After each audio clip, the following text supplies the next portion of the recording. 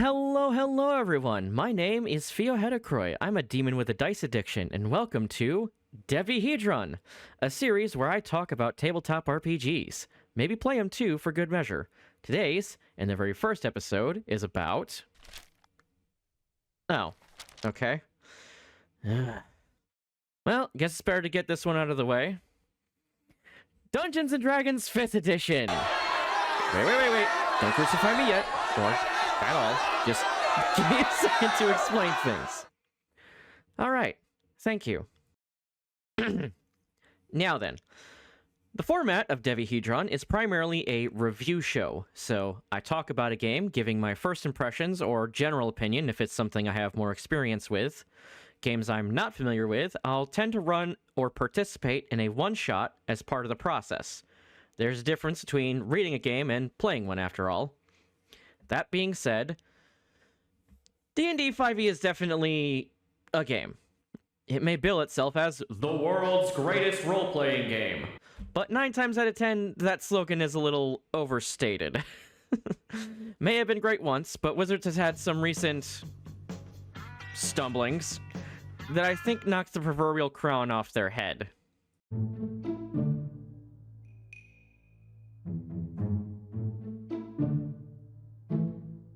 D&D 5e started its life as Dungeons & Dragons Next, which sounds a lot cooler than a numbered edition, but alas.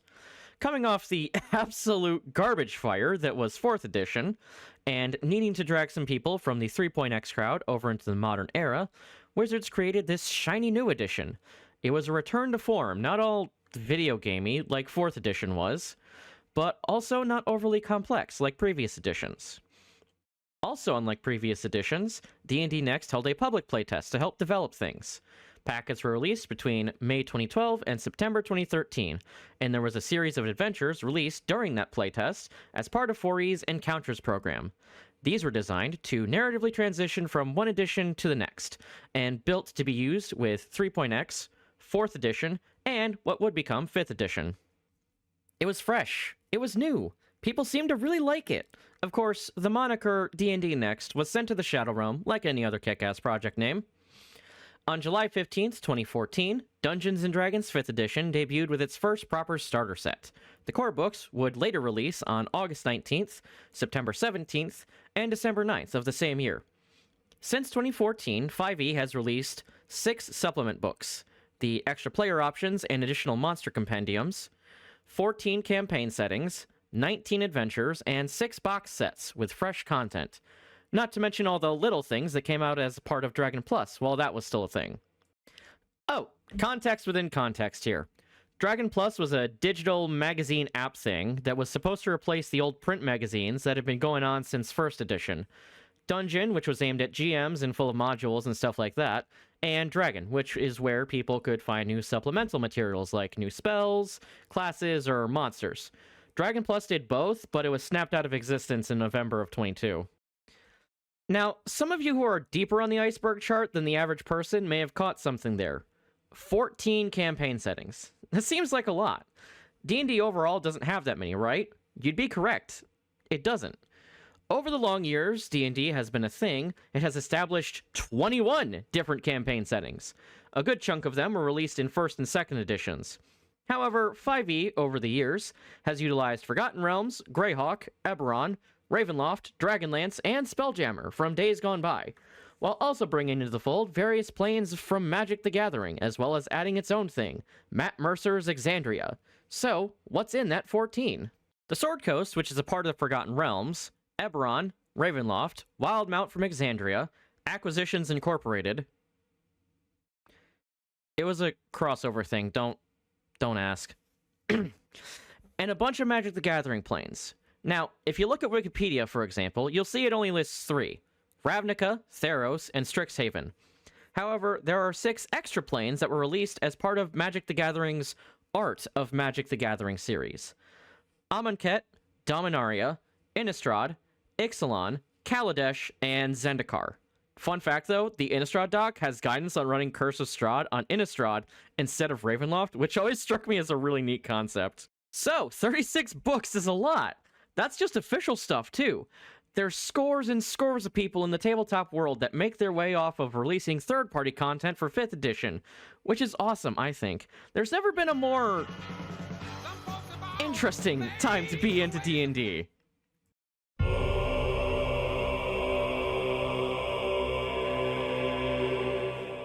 So, all that background information is great, but what do the people think about it? Well, as you can expect, there is no singular consensus of opinion. There's camps of people who love it and swear by it, people who hate it with all their heart, and people who have more nuanced stances. At the start, the camp of people who hate it initially consisted of people who are into 3.x or older editions that don't like the direction the game takes with its more streamlined mechanics or its more progressive bend it takes with some lore aspects or art designs. With the explosion in popularity of Critical Role, which blew up 5e alongside it, this camp had a lot of ammunition. Those who love it do so because of all the reasons that the haters despise it. Or they're Critical Role fans who started tuning into the podcast and fell down the rabbit hole of 5e as a consequence.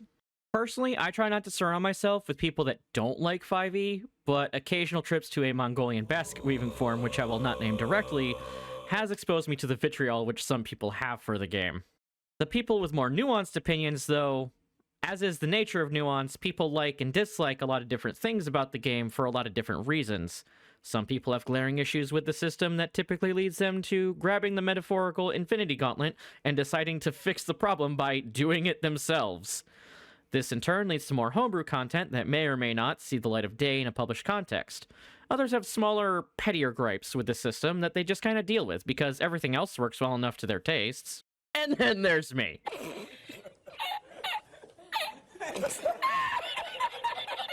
Okay, so here's my thing, right? As a whole, I like 5e. Combat's pretty good when my dice behave. Classes work in interesting ways. Backgrounds are fun. I like the variety of races and the honestly silly shit you can do with some of them in the right scenario. Feats aren't an absolute chore anymore. Monsters don't feel too broken. While I may not be the bearer of a rat brain that compels me to build D&D characters competitively, I am one of the people that look at 5e and can say, yeah, it's pretty good. There was a time when I was less kind to 5e because it was the only thing I could convince my friends to play, but in recent years, I'm more inclined to say that it's okay. However, my gripes with 5e are petty, and some of my gripes are less about 5e itself and more about WotC in the era of 5e. Firstly, weapon abilities. Did you know tridents aren't finesse weapons in 5e? Maybe it did, but I was shocked to find out. That's dumb. Spears and javelins aren't either, which is just as dumb. Second, weapon enchantments. Rules is written, you can't just slap a 1d6 fire enchantment on your sword. It's dumb. Why'd they take this away? Some shit should have been left alone. Third, Blood Hunter. Holy hell, Blood Hunter makes me mad. Not because the class is bad, I think it's cool. But it's only on D&D Beyond, which is super annoying. It should have been in the Wildmount book or something. Oh, and then there was the whole thing about WotC trying to get rid of the OGL, which was a supremely stupid move that had me questioning my relationship with D&D as a whole. But that's one of those problems I have with WotC during the era of 5e, rather than a direct problem with 5e. I have other issues as well, mind. Not having a compiled FAQ for certain weird rulings and having to, even feeling the need to, ping Jeremy Crawford on Twitter for clarifications being a big one. If information is too hard to get a hold of, it makes it that much harder to run the game in a cohesive manner. Granted, people are more likely to quick fix an issue with a house rule than scour the internet for something Big J said like 2 years ago.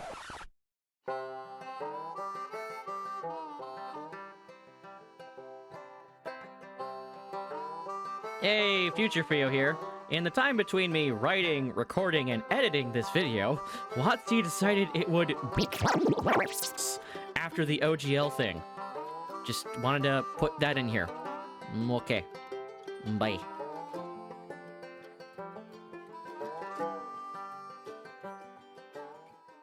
No, my issues with the game come from a place of nitpicking. Little things that when you look at it and think about it for a second just don't make sense. Like, why does X ability do Y thing when it makes more sense for Z ability to do something like Y? I think D&D's always had that problem in one form or another, though. Also, why the hell isn't there a proper spell sword class? Pathfinder has magus, and the closest thing we get in 5e is fucking Eldritch Knight? What kind of lame shit is that? You gave us both types of Gith and Tome of Foes, and you don't even bother to include something like the Gish as more than a monster? Stop being cowards, wizards! Give us the spec!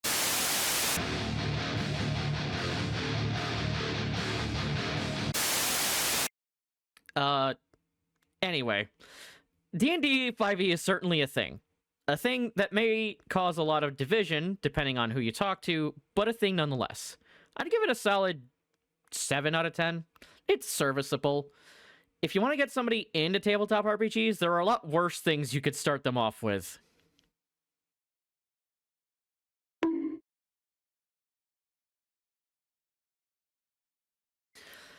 I've got a whole host of games I want to talk about, and plenty of those games I'll have to do some one-shots for. The one-shots will get their own videos separate from the spot on the show here, so make sure to hit that subscribe button if you want to see what I cover next. If you think my opinions are bad and I should feel bad, yell at me about it in the comments. Go on, do it. You won't. If you agree with me, also feel free to stop in the comments and leave your own thoughts, and don't forget to leave a like on your way out. All that said, thank you everybody for watching, and I'll see you at the table next time. Bye-bye!